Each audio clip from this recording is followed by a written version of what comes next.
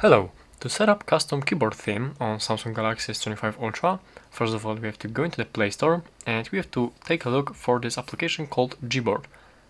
And from here we have to download it because the Samsung, this phone, doesn't have this Google Keyboard pre-installed, so we have to install it. And after we are done with the installing, we have to go back and go into the settings right here, scroll all the way down, go into the general management and go into the keyboard list and default.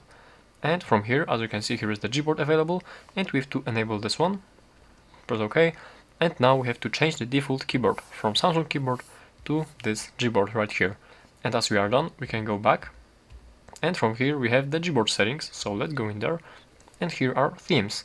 So we go in here, and as you can see, we have some default themes, some colored themes, landscapes, light gradient and dark gradient, and there are a lot of different themes as you can see.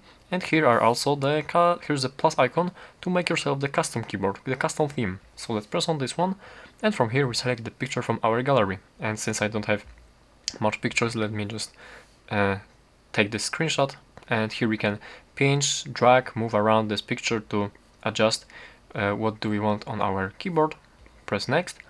From here we adjust brightness of this picture at the back, as you can see, and let's leave it at 57%, press done, and here we can toggle these key borders, as you can see, just like this.